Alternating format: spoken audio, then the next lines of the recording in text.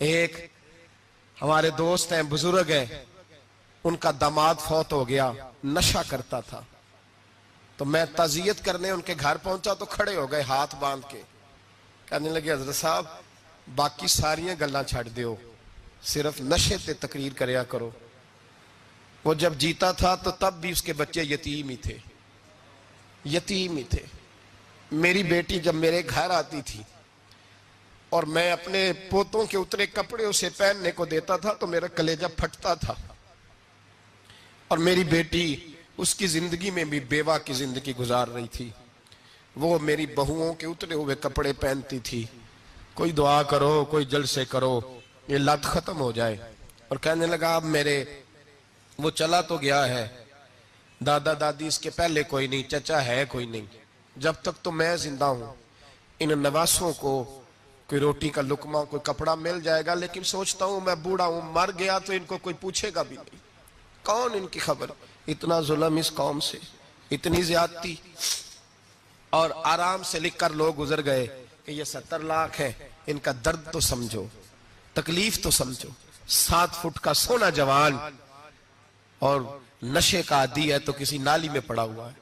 اور میں نے کہا اس قوم کے ساتھ اس سے بڑا بھیانک مذاق کیا ہوگا؟ کوئی دانشور تھا بڑا ظالم، اس ظالم سے کوئی مشورہ لینے آیا، اس نے آ کے کہا تو بڑا ظالم ہے، بڑے کڑوے مشورے دیتا ہے، میرا ایک دشمن ہے، میں اس سے بدلہ لینا چاہتا ہوں، میرا دل کرتا ہے اس کا بچہ قتل کر دوں تاکہ وہ تڑپے۔ تو ظالم نے کہا اسے قتل نہ کر، وہ تو اس کا باپ 2-4 مہینے رو کے چپ کر جائے گا، پھر میں سخت سزا دینا چاہتا ہوں، مشورہ دے۔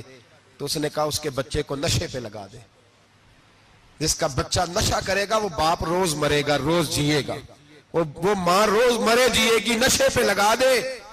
اس قوم کے ساتھ سب سے بڑا ظلم یہ ہوا کہ ملت کا جوان نشے پہ لگ گیا، ڈرگز پہ لگ گیا، اتنے تباہ حالات ہوئے کہ جوان چڑھتی جوانیاں، اماں نے کتاب دے کے بھیجا تھا، اور کالج سے واپس آئے تو نشے کے ٹیکے ہاتھوں میں پکڑے ہوئے، ٹیکے۔ اور آپ کے اس ملک کے اسلام آباد میں ایک دن میڈیا نے وہ خبر بھی وائرل کی اور وہ چیز بھی دکھائی لوگوں کو، 3 مہینے کا بچہ لے کے نشئی سڑک پہ آ گیا، اس نے کہا میرا نشہ ختم ہو گیا، میرا بچہ خرید لو، 2 پڑیاں دے دو۔ تو وہاں بیبیاں جو سن رہی تھی وہ بھی چیخیں مار کے رو رہی تھی۔ یہ ظلم کیا اس قوم کے ساتھ، اور کرپشن کی لعنت نے اجازت دی سپلائی کرنے والوں کو کہ گلی گلی بیچے، گلی گلی۔ انہوں نے کچھ تھوڑا ظلم نہیں کیا ان حکمرانوں نے، اور ہماری اپوزیشن اس کو نہ صرف اتنا پتا ہے کہ یہ جائیں اور ہم آئیں، اس سے زیادہ کوئی غرض نہیں۔ بھائی کرپشن کے خلاف نکلے ہو تم، نشے کے خلاف کس دن نکلو گے؟ جوئے کے خلاف کس دن؟ قوم تو مر رہی ہے نشے سے، اس کے خلاف میدان میں کب آؤ گے؟ صرف اتنا ہے کہ یہ جائیں اور ہماری باری آئے، اس سے زیادہ کچھ نہیں۔ جتنے مجرم وہ ہیں اتنے ہی تم بنتے جا رہے ہو، اس لیے کہ اصل بات پر نہ وہ آتے ہیں اور نہ اصل بات پر یہ آتے۔ بھائیو، میرے نبی پاک صلی اللہ تعالی علیہ وسلم، اور ایک اور تماشا ہے، یہ میرے پہ اللہ کا یہ احسان رہا، اس لیے نہیں کہ میں پرہیزگار آدمی ہوں، نیک ہوں، اس لیے نہیں، ویسے ہی اللہ بعض اوقات اسباب بناتا ہے، سبب بناتا ہے۔ مجھے نہ شراب کے رنگ کا پتہ ہے، نہ اس کی خوشبو کا پتہ ہے، نہ میں نے کبھی زندگی میں دیکھی ہے، یہ کرم ہے میرے حضرت صاحب کا، میں نے نہیں دیکھی، مجھے نہیں پتا کیسی ہوتی ہے، کچھ باتیں میں نے سنی ہیں۔ ایک محفل میں بیٹھا تھا مجلس میں، تو ایک شخص نے کہا کھانسی نہیں جاتی بچے کی، دوسرا اس کو مشورہ دے رہا ہے، کھانسی نہیں جاتی، بڑی دوائی دیسی بھی فلاں بھی بڑی کھائی، مشورہ دیا اس کو کہ تو اس طرح کر، اس کو نا شراب کے 2-4 چمچے پلاؤ، کہتے ہیں جی اس کو نا یہ پلاؤ تو صحیح ہو جائے گی۔ تو میں نے پلٹ کے اس کی طرف دیکھا، میں نے کہا کوئی عقل کر، کیا مشورہ کرنا؟ مولانا میرا تجربہ ہے۔ میں نے کہا تیرا تجربہ افضل ہے یا رسول اللہ کا فرمان زیادہ افضل ہے؟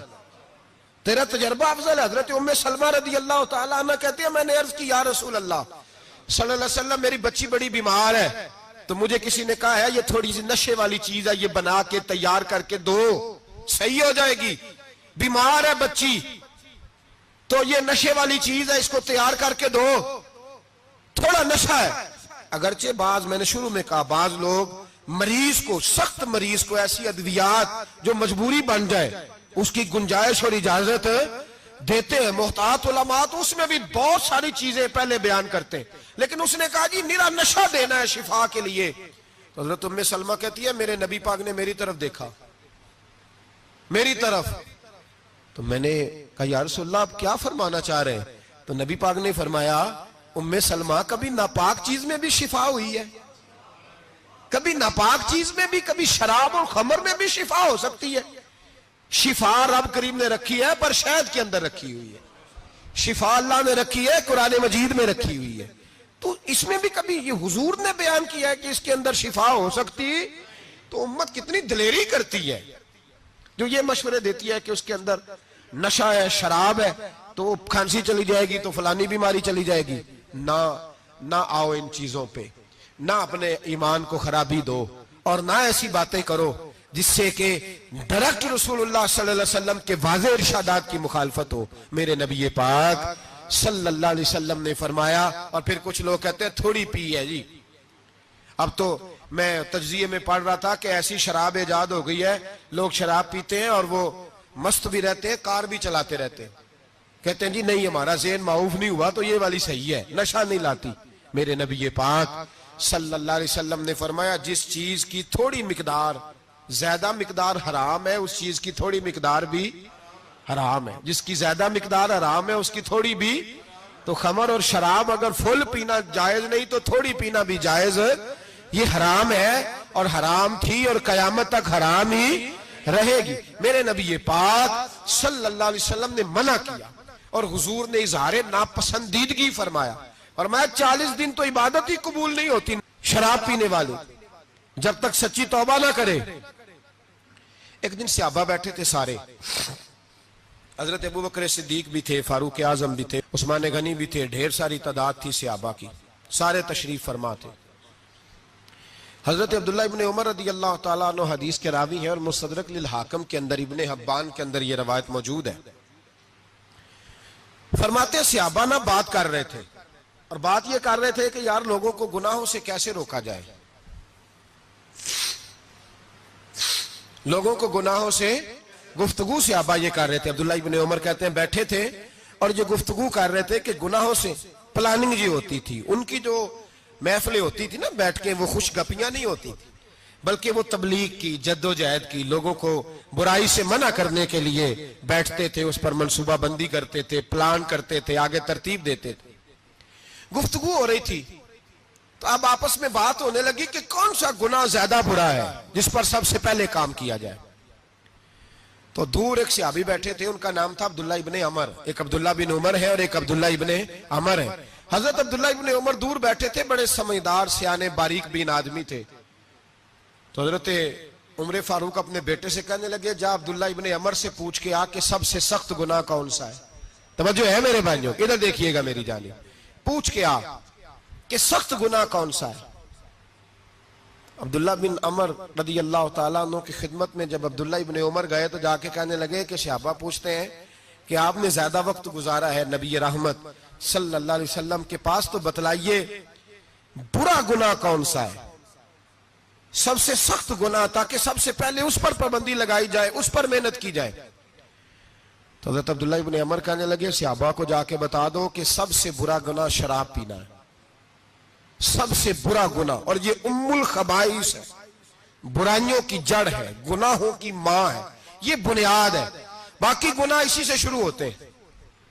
کہتے ہیں میں نے آ کے بتایا تو حضرت ابوبکر صدیق رضی اللہ تعالیٰ عنہ سیدنا فاروق اعظم کہنے لگے خود جاتے ہیں, ان کے پاس خود جاتے ہیں, چونکہ ہم نے بات سننی ہے ہم خود جاتے ہیں اور ان سے جا کر کے سوال کرتے ہیں کہ اگر آپ کو اس تفصیل کا پتہ ہے نا تو اس کے پیچھے بھی کوئی تفصیل ہوگی جو میرے نبی پاک نے بیان کی ہوگی صلی اللہ تعالی علیہ وسلم, اس تفصیل کا بھی آپ کو پتہ ہوگا جو نبی پاک نے بیان کی ہوگی, اس بات کے پیچھے جو بیک گراؤنڈ ہے, جو پس منظر ہے.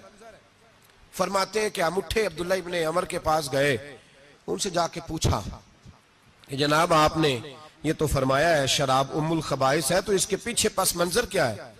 تو عبداللہ ابن عمر کہنے لگے یہ میں نے اپنے پاس سے نہیں کہا, یہ میں نے نبی پاک سے سنا ہوا ہے. حضور سید عالم صلی اللہ علیہ وسلم بیٹھے تھے تو حضور نے فرمایا شراب, یہ نشہ, یہ برائیوں کی ماں ہے, اور پھر حضور نے ایک مثال بیان فرمائی. نبی رحمت علیہ السلام نے فرمایا بنی اسرائیل کا ایک واقعہ ہے. ایک خوبصورت جوان تھا تو ایک عورت کا دل آ گیا اس پر. یہ یاد رکھ لیں, ہم لڑکوں کو منع کرتے رہتے ہیں لیکن ہمیں گھر کی بچیوں پر بھی توجہ دینی ہوگی, ہمیں ان کے فون پر بھی نگرانی کرنی ہوگی, ہمیں وہاں بھی غور کرنا ہوگا. اس لیے کہ اگر کوئی بچی گنجائش نہ دے تو میرا خیال ہے کہ لڑکا جرت کرنے کی طاقت نہیں رکھتا. تو وہاں بھی ان کی اماں سے کہے کہ پابندی لگائے, بچی کسی کا موبائل لے کر کے کہیں اس کو استعمال تو نہیں کر رہی, اس پودے پر بھی توجہ دے, درخت بننے سے پہلے اس کی بھی نگرانی کریں, یہ بھی بڑا ضروری کام ہے. عورت کا دل آ گیا تو نبی پاک علیہ الصلوۃ والسلام فرماتے اس نے کوئی بہانہ لگایا, کسی کو کہا کہ اس نوجوان کو بلا کے لاؤ, اس کو کہو کہ ہم نے کوئی گواہی لینی ہے تجھ سے. وہ نوجوان آیا, ایک کمرے میں داخل ہوا تو اگلے کمرے میں لے گئے, وہاں داخل ہوا تو اس سے اگلے کمرے میں لے گئی, وہ داخل ہوا تو اسی طرح 7 مکفل کمروں میں لے گئی. میرے کریم رسول میرے محبوب پاک علیہ السلام فرماتے ہیں, صحابہ کو سمجھا رہے ہیں میٹھے لب و لہجے میں, فرماتے ہیں جب سب سے پچھلے کمرے میں لے گئی تو ایک لڑکا بندھا ہوا تھا وہاں رسیوں سے, شراب کا پیالہ پڑا ہوا تھا. اور بی بی کہنے لگی کوئی گواہی شواہی نہیں لینی, تجھے اس لیے بلایا ہے کہ تیرے اوپر دل آ گیا ہے, اب میرے ساتھ منہ کالا کر. تو وہ جوان کہنے لگا نہیں, میں نے اپنے نفس کو پاک رکھا ہوا ہے, میری نظر بھی پاک ہے, دل بھی پاک ہے, اور اس کی برکت یہ ہے کہ رب نے میری روح کو بھی پاک رکھا ہوا ہے, تو میں یہ حرکت نہیں کر سکتا. پاک لوگ پلید کاموں کی جانب توجہ نہیں کرتے, میں یہ حرکت نہیں کر سکتا. اقبال نے اپنے بیٹے کو دعا دی تھی, اس نے کہا تھا حیا باقی نہیں ہے زمانے کی آنکھ میں, خدا کرے کہ رہے تیری جوانی بے داغ, خدا کرے کہ رہے تیری جوانی بے داغ. کہا میرے ساتھ منہ کالا کر, اس نے کہا میں نہیں کرتا. کہنے لگی چل پھر اس کو قتل کر, اس کو میں نے باندھا ہوا. اس نے کہا میں قتل کیوں کروں, میری کیا دشمنی ہے. کہا پھر شراب پیو, کہا میں شراب بھی نہیں پیتا. تو کہنے لگی اب تو میں نے تجھے اپنے چنگل میں پھانس لیا ہے, اب تو یہاں سے بچ کے جا نہیں سکتا, اور اگر تو باہر جائے گا تو میں شور کروں گی, لوگ جمع کروں گی, اس نے میری عزت آبرو پہ ہاتھ ڈالا ہے, تو بچ تو نہیں سکتا, ایک کام تو کرنا پڑے گا. محبوب فرماتے ہیں اس نوجوان نے سوچا کہ زنا بھی بہت بڑا جرم ہے, قتل بھی بہت بڑا گناہ ہے, چلو اب مجبوری ہے تو شراب پی لیتا ہوں. لیکن وہ سمجھا نہ کہ شراب تو بنیاد ہے. اس نے ایک پیالہ جو پیا, کہنے لگا ایک اور دے دو, دوسرا پیا تو کہنے لگا ایک اور دے دو. اب 3 پیالے 3 بوتلیں شراب جو پی چکا تو خماری چڑھ گئی. اب اس عورت کے قریب جانے لگا کہ میں تیرے ساتھ زنا کروں گا. اس نے کہا جب تک میں قریب نہیں آنے دوں گی جب تک تو اسے قتل نہ کرے. اس نے اسے قتل بھی کیا, زنا بھی کیا. تو محبوب فرمانے لگے یہ قتل اور زنا جو ہوا ہے تو یہ شراب کی وجہ سے ہوا ہے. گویا شراب وہ جرم ہے جو قتل بھی کرائے گی, جو زنا بھی کرائے گی. اور اگر آپ نشئی کو دیکھیں, اگر آپ شرابی کو دیکھیں تو کیا وہ ڈکیتیاں نہیں کرتا پھرتا, وہ چوریاں نہیں کرتا, وہ اپنی ہی ماں کا زیور نہیں بیچ آتا, وہ اپنی ہی بہن کا پڑا ہوا جہیز نہیں بیچ آتا, وہ اپنے ہی گھر میں ڈاکے نہیں ڈالتا, وہ اللہ کے گھر مسجد میں آ کر کے چوری نہیں کرتا. وہ صرف اس لیے کرتا ہے کہ یہ نشہ, یہ شراب, یہ ماں ہے گناہوں کی, یہ جڑ ہے. ملت کے لوگوں یاد رکھو, اس امت, اس پاکستان کے ساتھ جہاں بہت سارے ظلم ہوئے, وہاں بڑا ظلم یہ ہے کہ بہت بڑا طبقہ جوانوں کا نشے کا عادی ہے. وہ نشہ انہیں عشق مجازی اور عورتوں کے عشق کی جانب لا رہا ہے. وہ نشہ چوریاں کرا رہا ہے, قتل کرا رہا ہے, ڈکیتیاں کرا رہا ہے. بہت بڑے ظالموں نے بہت بڑے ہاؤس بنائے ہوئے ہیں جن کے اندر شراب فراہم کی جاتی ہے, نشہ دیا جاتا ہے. میں نے تو ایسے ایسے لفظ سنے کہ الیکشن کے دنوں میں ووٹ لینے کی خاطر سیاستدان انہیں نشہ فراہم کرتے ہیں, انہیں باندھ کے رکھتے ہیں, روز تمہیں پڑیا ملے گی, ووٹ ہمیں ڈالنا. اتنا ظلم, اتنی زیادتی, اتنا جبر, ایک انسان کے ساتھ کھیلنا. لوٹ آؤ, پکڑو ان کا دامن, اپنے گھروں کو بچاؤ, اپنے دوستوں کو بچاؤ. جاگو جاگو امت کے لوگوں جاگو, میرے نبی پاک صلی اللہ علیہ وسلم کے کلمہ گو لوگوں کو بچاؤ. ان پر اگر سختی کرنی پڑتی ہے تو کرو، پیار کرنا پڑتا ہے تو کرو، محنت کرو، جدوجہد کرو.